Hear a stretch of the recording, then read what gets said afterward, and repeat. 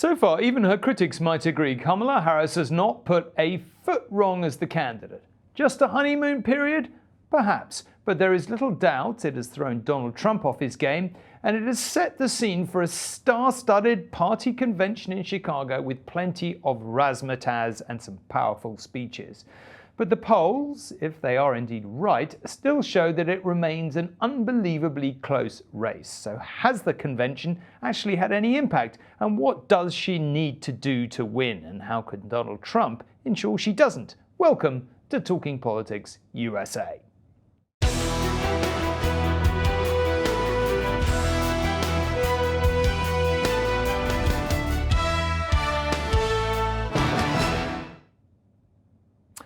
Hello, how different this Democratic convention could have been. In another world where that infamous TV debate didn't happen as early as June, maybe Joe Biden would still be the main event, and this week would be overshadowed by all the anxiety and concerns over his age. Instead, the president was little more than the opening act. His speech no longer a personal pitch for 4 more years, but a thank you and goodbye. I love the job, but I love my country more. And all this talk about how I'm angry at all those people who said I should step down, that's not true. America, I gave my best to you. His decision to step aside has visibly, audibly lifted a weight off the party and the convention. Now the focus of the week has been on promoting his replacement in the presidential race, Kamala Harris. And who better to do just that than the Obamas? Here's a little flavor of their separate speeches. Something wonderfully magical is in the air, isn't it? Yeah.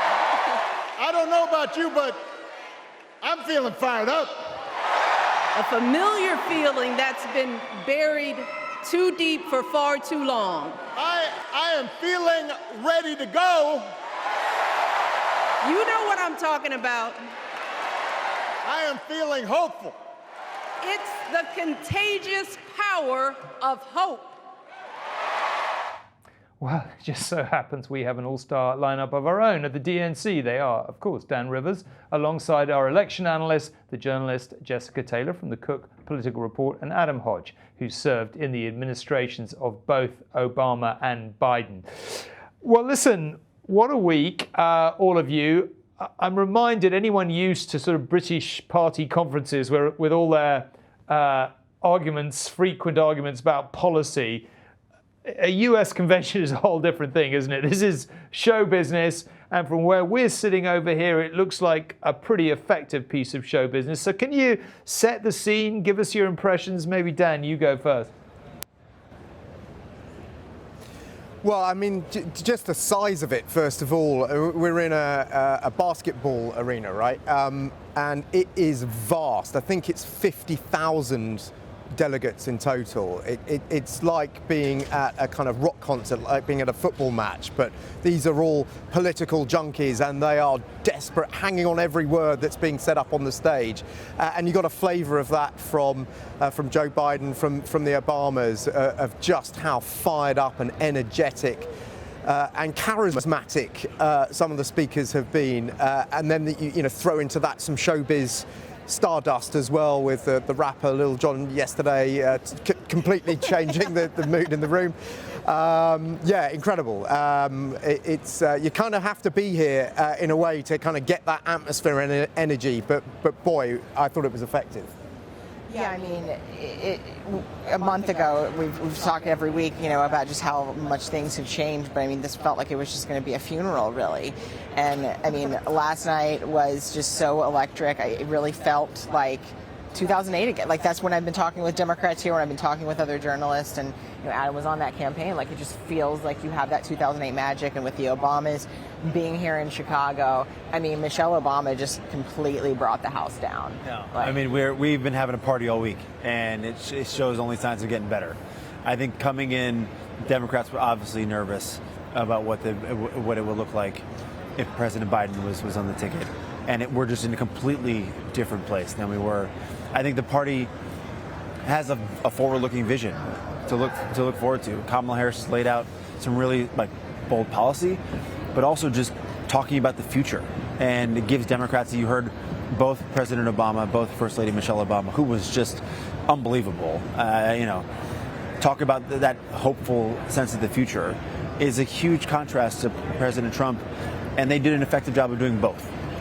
They talked about Kamala Harris and why she has a real record to run on, but also why we can't go back to the chaos and division of Trump, in a way that also taking shots that I'm sure Trump was really, really pissed off, quite frankly. Listened to some of the attacks on him last night. It was pretty remarkable. The black job comment where she was like, this job he doesn't know this is a black job. Like that was the crowd size thing. Where the crowd size. That was just, I don't know, Tom. I mean, it's. I think he said it himself, he made the mistake of being the only one stupid enough to talk after his wife, Michelle Obama, because, I think, frankly, she upstaged him. Yeah.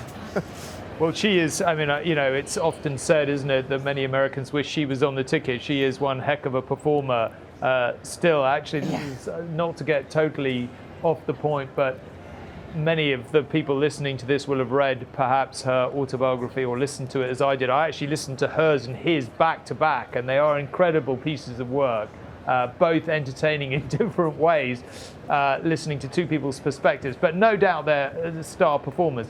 Look, I think, Donald Trump, I'm sure does have his supporters in the UK. I'm not sure opinions of him in the UK are particularly high. A lot of people watching this probably don't have that high an opinion of him. I think looked at from here over the last few weeks, the Democrats look like they've really got their act together. She hasn't put a foot wrong. Donald Trump seems all over the place. He seems completely rambling. He can't stick to a script. His speeches are unbelievably long. Even some of his supporters seem to be acknowledging that he's way, way off the pace.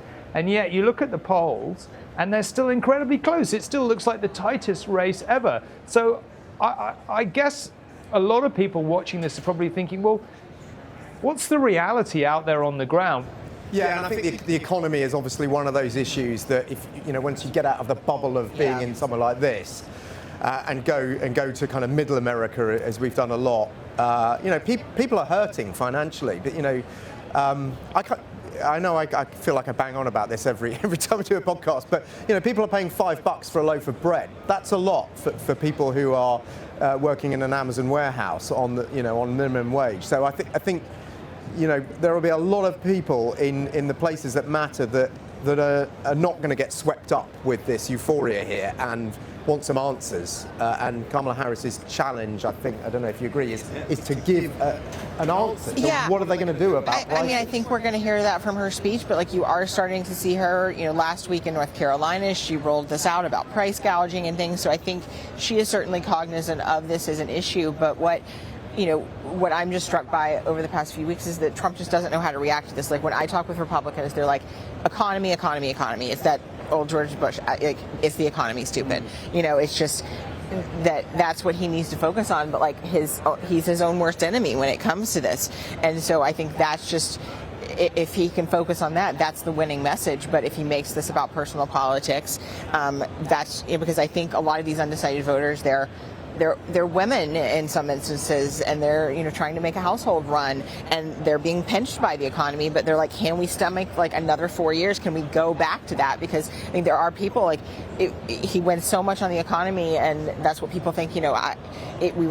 I was talking with some pollsters this morning. Black men too, where Trump's made a play for them. We hear from them about the economy just being number one and different things. But if he gets into more of these racial politics and continues to say she's not black enough, how does that play? But also coming from the mouth of a billionaire property tycoon, the message on the economy is more difficult. I suppose that's what JD Vance is there for, is to deliver that. You almost have two Trump campaigns. You have the campaign that his team that he hired is running, and they're running the ads that are going after Kamala Harris and the economy on the border. You have, but then you have Trump, who's talking about Hannibal Lecter, the fake movie character, and you gotta wonder cannibalism or sharks or electrocuting windmills. sharks. He goes off about windmills all the time. And dead birds. It's for minutes on end, and you have this stark contrast with the Democrats who for, not often, but we got it together, as Tom was saying, a discipline, right? And we're talking about issues, talking about a vision for the future. And I think the thing for the viewers to understand is we are just in a very partisan and very divided country. Like the Democrats could run Jesus Christ as their nominee, and if the D was next to it, 47% of Republicans would vote against Jesus. Like, that is just the makeup of our politics. Well, and just the way the Electoral College is divided, too, that you have these, like, major vote sinks in California and New York with these urban areas that, but Harris is going to get tens of thousands, hundreds of thousands of votes there, but that's not going to make a difference. Like, she needs them in Wisconsin, she needs them in Michigan. But I mean, just the fact that where we are looking at, because we were talking with this was the Biden super PAC, now the Harris super PAC, and they were telling us earlier this week at the Co-Political Report that, after the debate in those weeks, they saw like Biden had a single-digit chance just because he had to run the table in Michigan, in Pennsylvania, and Wisconsin, and then there's the one electoral vote in Nebraska's 2nd congressional district. So it was just like that was the only path. But she has put the Sun Belt states back in play: the Arizona, Nevada, Georgia, North Carolina is a real possibility again. So I mean, we're back to sort of the 2020 states again, and that just opens up more possibilities. But they're all still very close. Can I? And just to explain, I suppose, Tom might, yeah. I just want to jump in just for a second, because you mentioned Obama in 2008. Can I just ask you what you think is different? Like, watching the Obamas and watching Harris over the last 3 weeks, there's a lot of commonality in the type of politics, the mood in the party, the excitement that it's generating. But obviously, and Obama had, on the face of it, a pretty formidable opponent, John McCain, war hero, and all the rest of it. And yet he saw it home. Can I ask you for comparisons, certainly particularly Adam and Jessica, you both, comparisons with 2008? Are they completely inappropriate because America's a changed place? Are there parallels, or should we not be even talking about it? Obama was the change candidate in 2008 from 8 years of the Bush administration, Iraq war, and then we had the economy collapse there, in the fall. And so he was seen as the change candidate. In 2016, Trump was seen as the change candidate. It was sort of, what we have isn't working right now. Let's just go with this, and see. It might be a disaster. It might be volatile, but let's go with it. And so he was seen as the change candidate. In 2020, Biden was the change candidate from Trump. And what we are seeing now is that Harris has become the change candidate. I mean, the things even though she's an incumbent, even though, right, but she is so far, and I'm not sure this is going to stay. She has been able to, that voters, at least right now, are not tying her with some of the more unpopular White House policies. And that's the Trump administration's challenge, is to reemphasize that. And you are hearing some of it from Republican surrogates and things that okay, she's been in there 4 years. She had a chance to change this. But I also think voters don't know as much about what the vice president does. She's not even though she's the number 2 person there, she has been able to sort of reintroduce herself in a way. I noticed in Obama's speech there was one line about her record as vice president in 4 or 5 pages. I mean, what you're seeing from the videos they're leaning into her time as a prosecutor. Right. They're leaning into, her background and things. They're not talking about that, But I think, to Tom and Dan, I think you heard the Obamas last night get very clear and direct about her being a change from Donald Trump, her being and having a forward-looking vision. Well, and Trump is from Biden. Right. That was implicit in there as well. And it's also, can't forget, we've been through a tumultuous, last 4 years with the pandemic, all the inflation that we've lived through because of the pandemic. It's been a really hard road for a lot of Americans. And so it's also turning the page from all of that and giving people the permission to think about her as a difference. And Jessica, you talked about this the last couple of weeks, about these double haters, right? People who just were not excited about either choice, about Trump or Biden. And now they have someplace else to go. And that's where I think you've seen her polling come around. And now I think most of the polls have us up in most of the swing states. The thing I hear from the campaign most directly is that they're not buying all the polls. They know this is a lot of enthusiasm. Some of them are within the margin of error. Yeah. There's no question that we're on the ascendancy. Democrats are on the ascendancy. That Kamala Harris and Tim Walz are on the ascendancy. But the key thing is, polls don't vote, right? Like polls are just a snapshot of people's views. They actually have to get people to go in and cast their ballot for them, and starting within the next 5-6 weeks. And so, what Democrats and what I think Kamala Harris has to do this week is just lay out how she's going to do it. Put more meat on the bones about policy. She's talking about taxes. She talked about price gouging last week. Those are real issues that people want to hear. They want to hear how she's going to make their lives better. And they're talking about doing this for the people, for the future, for our freedom. Policy's been pretty lacking in most of this election, really. It has been, and that's not all that rare. I mean, Obama, when he ran in 2008, he talked. It was most of the themes were about hope and change, going forward, not back, fired up, ready to go, fairness for the middle class. They laid out some of the policies, but the arc of governing is where you put really the meat on the bones. I mean, we had the chant broke out last night. Yes, she can. Right. Like, from what Obama had. I shouted that to Obama as he left. He didn't answer. I tried, Tom. I tried. Yeah, you did. It was marvelous. Now, listen, Dan. You've variously talked about the economy, how important it is. Is her closing this election out as simple as she has to claw level with Trump or get ahead of him on the economy? Is that what she needs to talk about? Or, I mean, she hasn't got long. She's a new candidate. Still, we keep being told a relatively unknown quantity to a lot of Americans.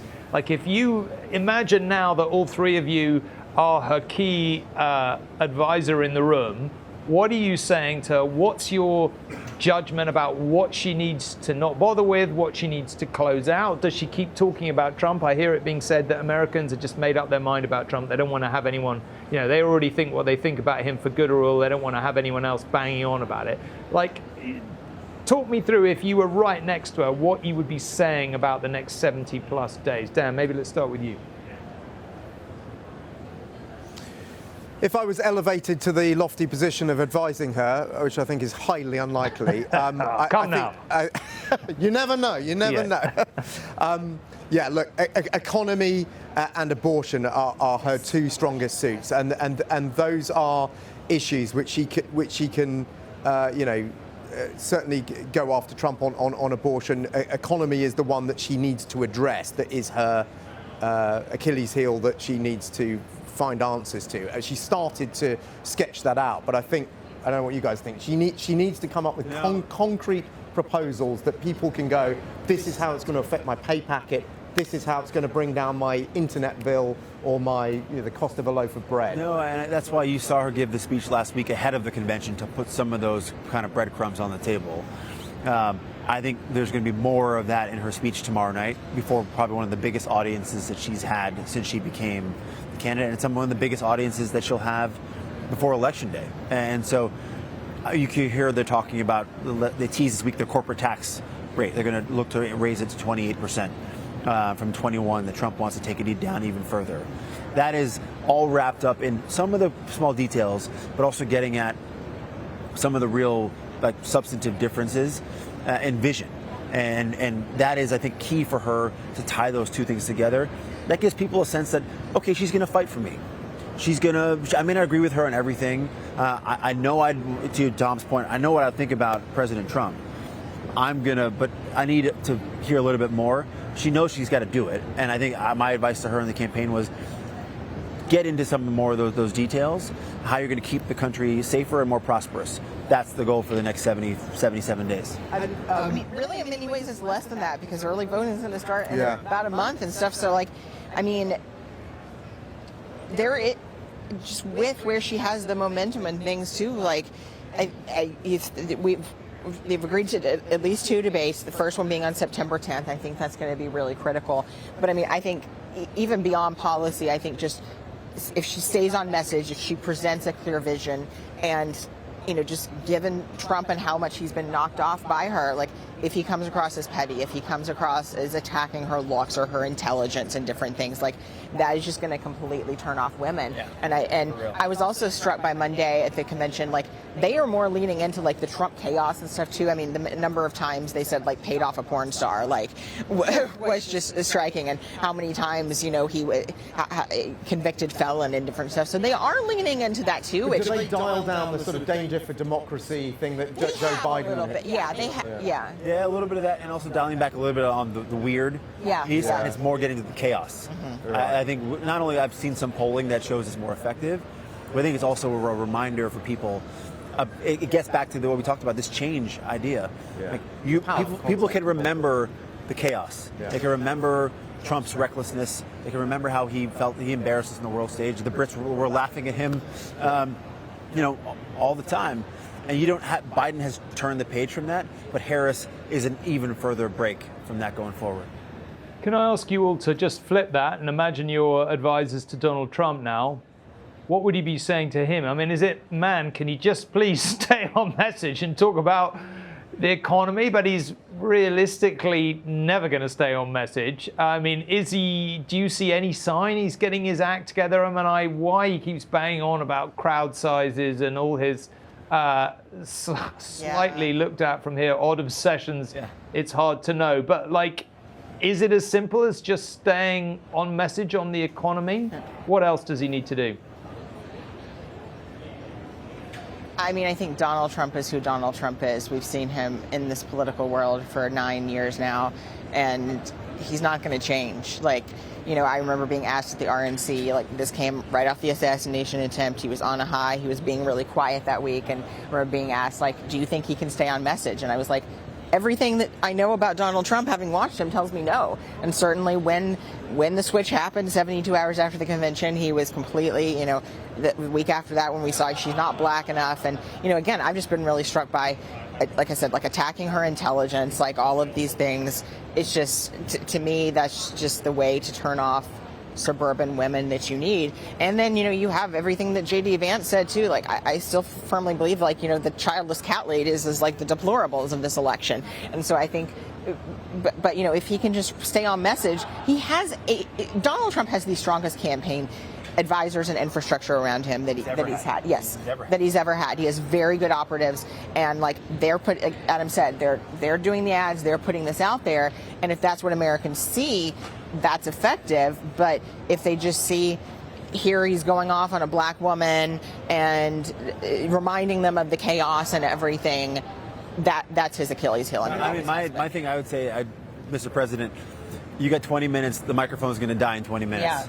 Like, it's like the batteries are going to die. Brevity is the soul of wit, and Donald Trump has never taken that advice. Like, I mean, should he be, well, maybe I would say he needs to focus on her record as a prosecutor. They've done that in some of the adverts, and immigration, right? You know, immigration, they're going to hit her on the border. You know, they say she's the border czar and everything. And like I said, in Bidenomics, like tired of that, and that she's had 4 years in here to do this and tie her back to Biden. Tie her back to Biden, absolutely. Yeah. That's what they should do. They should try to do. I think the campaign has been clear. For example, the border is one example. They've driven that issue to greater prominence in the campaign. The problem, and some of the actually opportunity for, I think, the Harris campaign is that they actually have an answer, right? I mean, Biden and Harris tried to pass a border security bill that was sunk by Trump personally because he thought it would be bad for his chances of winning and good for Biden. Yeah. And that is just the self-interest that he has that I think turns a lot of, and the campaign can talk about that, how he's only fighting for himself. You hear this from the campaign all the time. Donald Trump is looking out for himself and the billionaires like himself. He's not looking out for working class people. And that is something that I think the Harris campaign has tried to drive. And Trump doesn't really have a great answer back to that, which is why I think he feels he goes into some of these baseless attacks on Harris's character that turn off some of the voters that he needs. If he could portray her as a Washington insider who's, a vote for Harris is a vote for Biden, basically. That's quite a powerful career story. Politician, going from prosecutor to attorney general to Senate to vice president. Trump's biggest appeal is that he is that outsider and everything. But he has been president now. He has a record. You've seen what a Trump administration would be. And, another thing I've been really struck by this week, you have former presidents here, former first ladies. I mean, you have even a lot of people that worked in the Trump administration, like his former press secretary spoke last night, other Republican members of Congress like Adam Kinzinger and stuff, all these people that left the administration after January 6th. So, they're not really leaning into democracy stuff like necessarily, but I think there is an implicit, like, we were very close to him, and we saw this, and we don't want to go back to it. I mean, Tom, I don't know how much that landed in the UK, but it was a pretty incredible moment that members of Trump's own administration, including one of his former press secretaries, came up on the stage here to basically denounce Donald Trump and throw their weight behind Kamala Harris. I can't imagine that happening at the Conservative Party conference. Well, the way the Conservative Party was going for the election, I wouldn't be so sure about that. But yeah, look, I think, I guess part of the problem is that what we saw when Trump was in power was a succession of people leaving, right, from working for him, and then quite often turning against him. You'd only have to, we've had interviews with John Bolton on this show and on News at 10 where, he has virtually nothing good to say about Trump whatsoever. I mean, there are so many intriguing things about the Trump phenomenon, such as it's been, and one of them is that, he was absolutely right about his supporters. He is the true Teflon man. Can I just ask you about a slightly different issue? All of you have kind of variously over the course of the weeks mentioned abortion as an issue. I mean, do you think that will be right, Dan? You were talking about it just there. Do you think it'll be right at the top of the list?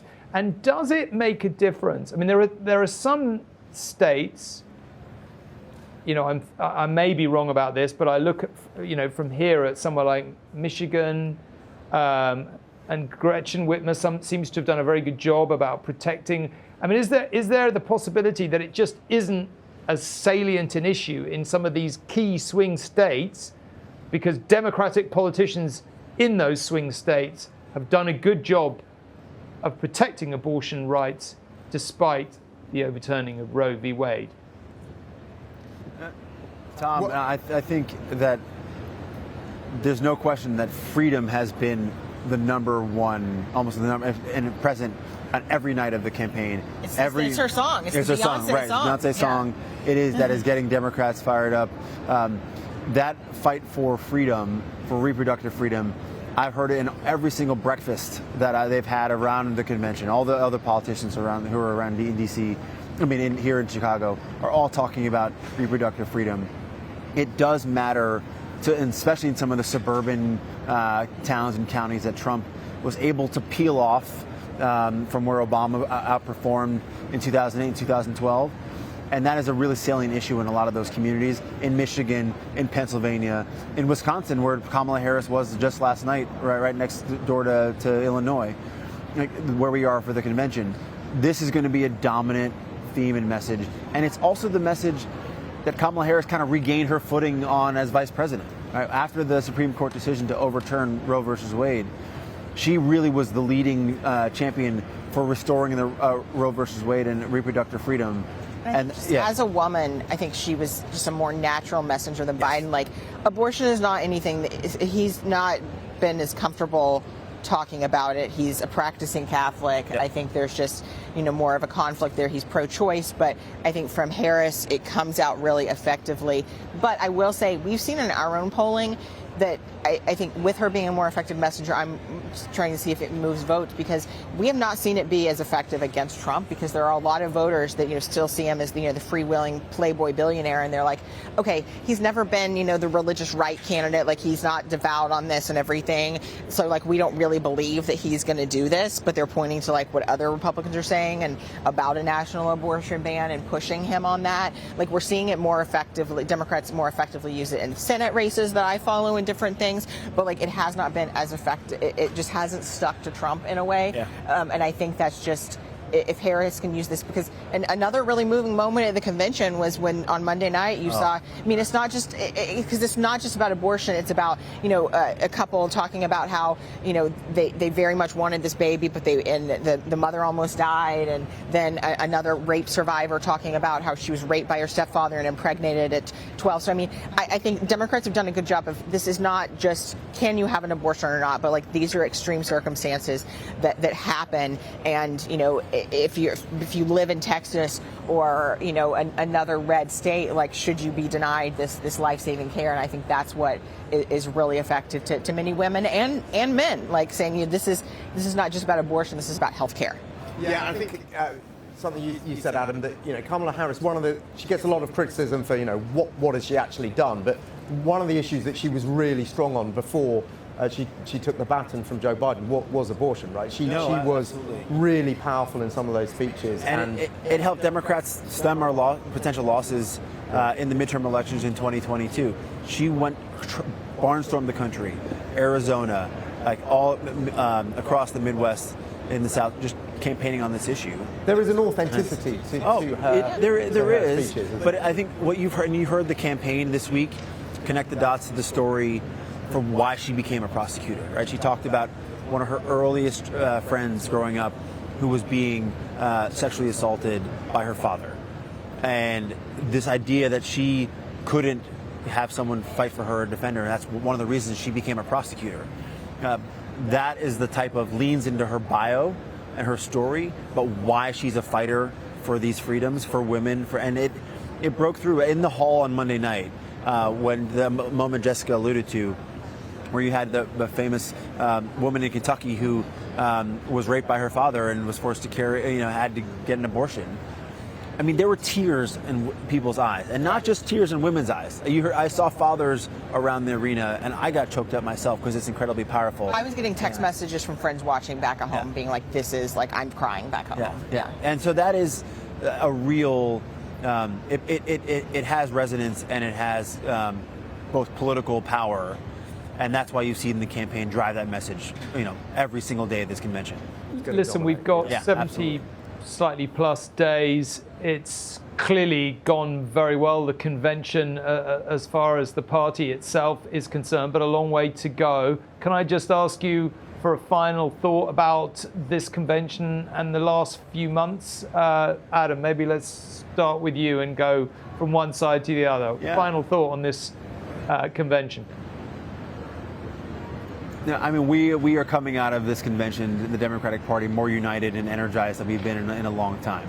And I think tonight you're going to, in this week, you'll see Tim Walz introduce himself.